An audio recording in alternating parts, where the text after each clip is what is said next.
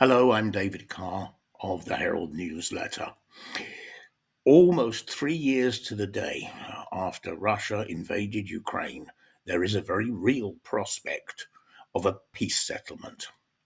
But instead of relief or jubilation across Europe, there is instead fury, frustration, anger, and outrage. Why?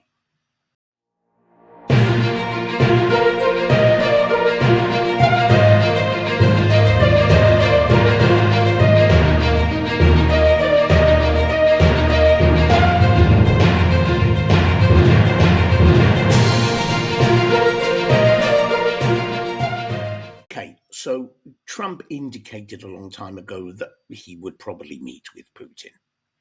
So the fact that he's arranged a meeting with Vladimir Putin came as a surprise to nobody. Everyone was expecting it. But it's what preceded and laid the groundwork for that meeting that really did surprise everyone. Last week, the US Secretary of Defense, Pete Hegseth, had a bit of a bombshell to land. Well, it was a bombshell as far as Europe was concerned. Let's have a look at what he said. We want, like you, a sovereign and prosperous Ukraine. But we must start by recognizing that returning to Ukraine's pre-2014 borders is an unrealistic objective. Chasing this illusionary goal will only prolong the war and cause more suffering. A durable peace for Ukraine must include robust security guarantees to ensure that the war will not begin again. This must not be Minsk 3.0. That said, the United States does not believe that NATO membership for Ukraine is a realistic outcome of a negotiated settlement. Instead, any security guarantee must be backed by capable European and non-European troops.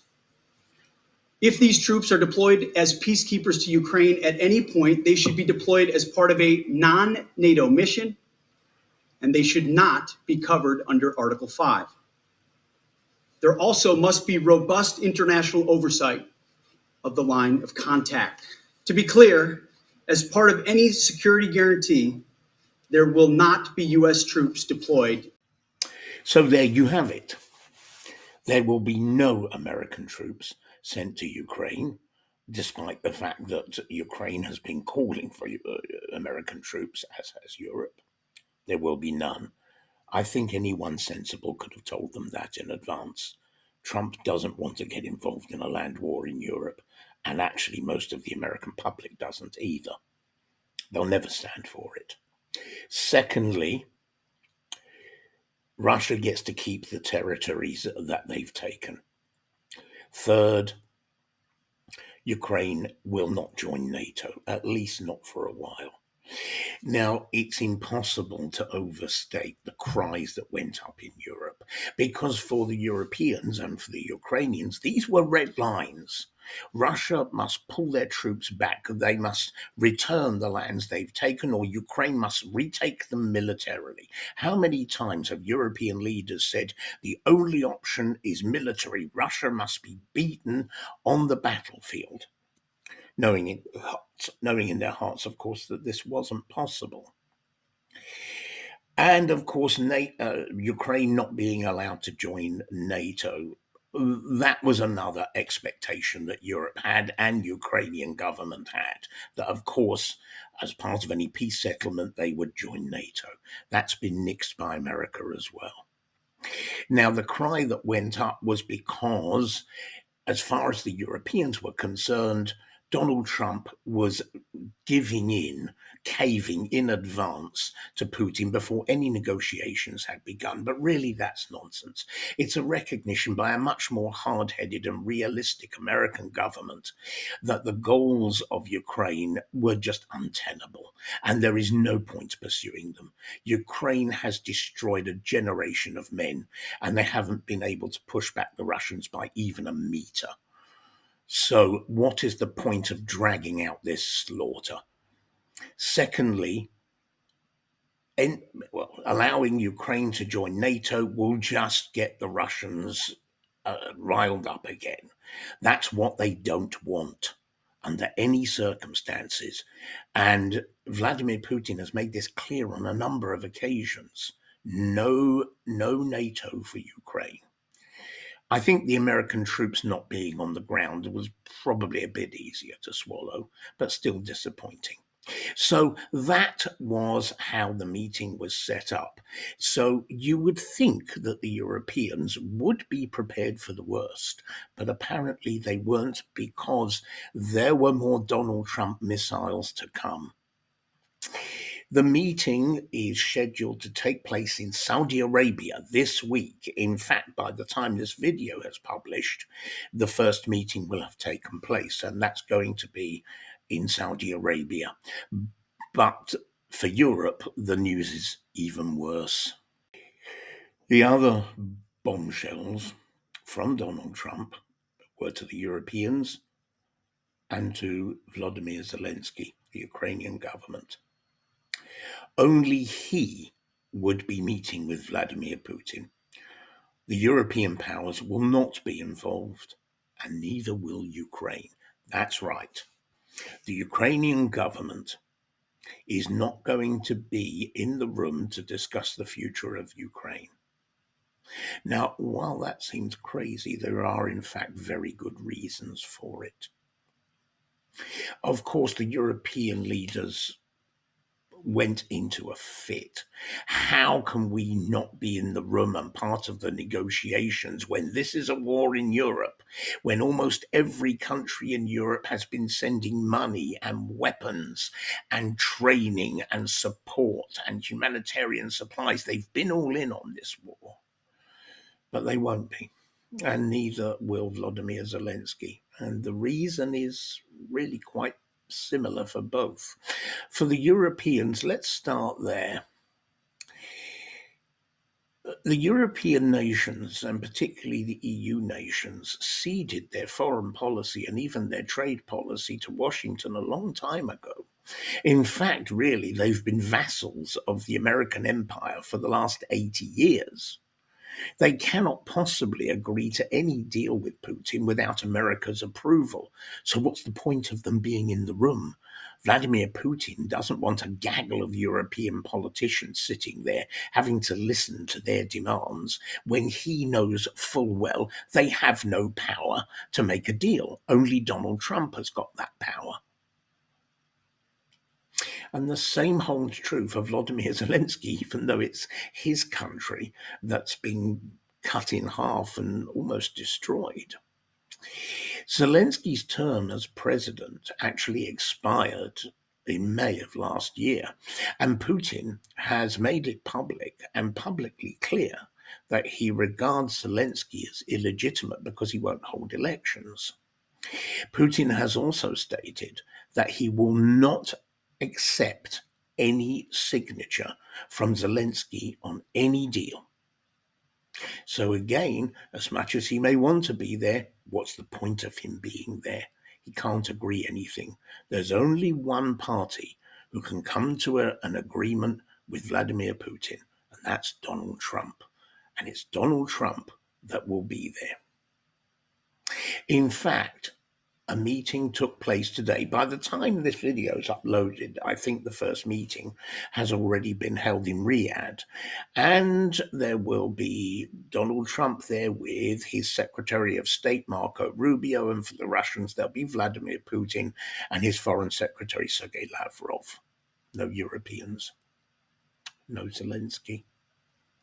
And the truth is, of course, that this is not just going to be one meeting. It's probably going to be a series of meetings.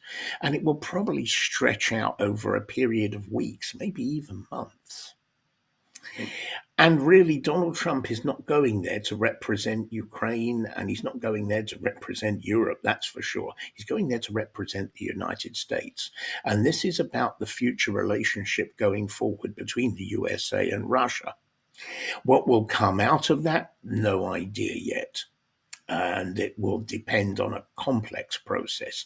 The Russians will be very, very wary, though, The West has made several previous agreements with Putin and has reneged on all of them. He is not going to tolerate that again, that's for sure. Although I think he does want to end the war, and I think the Russians do, but he won't end it at any price. He doesn't have to. He's winning. So, will this now bring peace right away? Well, it would be nice. It would be good if the fighting could now stop and the process of healing Ukraine and healing Russia could now begin, but that may not be so. Any agreement, as I say, is likely to take time. And of course, Zelensky doesn't have to accept it. He can go on fighting if he wants. Only now he'll have to fight without American weapons, without American money, without American support, and possibly of the most value, without American satellite intelligence, which he's been using so far. Trump has said he wants to end this war. He won't carry on funding it and he won't carry on supporting it. And if the Ukrainians have not been able to really dent the Russian paintwork, even with American support, then it's fairly futile and hopeless without that American support. And I'm sure that Zelensky and the people around him and the Europeans do realize that. So, yes, peace now would be nice, but it may take a while and it may be messy. And this negotiation process that started in Riyadh is only the start. So, the big dogs, America and Russia, will be meeting in Riyadh. And what are they going to discuss? Well, certainly Ukraine and trying to find a solution that will keep everybody happy. Well, if not happy, at least not too unhappy, will probably be at the top of the agenda. But there will be other items on the agenda. The sanctions will be on the agenda. In fact, there are some rumors coming out from Russia tonight that Donald Trump has already agreed that Visa, MasterCard, Apple, and American Express and McDonald's will all be returning to Russia. In fact, I've got a feeling that Donald Trump might want a trade deal with Russia, but we'll see. It's early days. The Middle East will also be on the agenda. BRICS will be on the agenda and de-dollarization, and probably Ukraine's minerals, of which it has vast stores. The Russians are, of course, sitting on top of the most valuable ones. But Donald Trump has indicated he wants access to those minerals in order to recoup some of the hundreds of billions they've poured into Ukraine. It seems so harsh on Ukraine. They've suffered a calamity, they really have. And I saw a video earlier this week, a tragic video, of a Ukrainian woman whose son had been sent to the front lines in Donbass and had been killed. She put a bomb in a grocery bag and walked up to a group of Ukrainian soldiers standing on a street corner, and she detonated the bomb, killing herself and one of these other soldiers. Well, apparently they weren't soldiers. They were the press gangs. They were the men going round the streets of Kiev, dragging men in for conscription. She blamed them. It's an absolutely horrible thing, and I hope that poor, broken, grief-stricken woman is at peace now wherever she is. But she's an almost perfect avatar for what's happened to Ukraine. And we must never lose sight of the fact that the reason for this war in the first place is because the Americans had tried to use Ukraine as a battering ram against Russia, a proxy army. It's only fair, I think, that Americans should try and help them mend. That's the very least they can do. But I doubt Trump is going to listen to me. What about Europe? Where's Europe going to go? What's going to happen with NATO? They have been openly and publicly betrayed by their supposedly number one ally. And many European leaders are now admitting that America is not an ally. They're on their own and that they need to step up defense spending. But that really won't do them any good. Emmanuel Macron, the French president, called an emergency meeting of some of the European heads, including Britain's Keir Starmer. It took place in Paris on Monday, but so far not much has come of it. And I think in the end they will meekly go with whatever Trump decides, because really, what choice do they have? They might well maintain their sanctions, but those sanctions are only now going to damage Europe. In fact, they only have damaged Europe. They haven't damaged Russia in any meaningful way at all. So the Europeans will either continue to toe the American lines or try and forge out on their own. But where are they going to go? Where is that power? Where is that place in the world now? And what of NATO? If the Americans, if the Europeans can't trust America to come to their rescue, then what's the point of it? And does America need NATO now? I'm actually going to be discussing this in another video. But I want to end tonight not just with this terrible, profound public humiliation of Europe, and this will have consequences well beyond Ukraine, but also with the hope that peace will come soon to Ukraine.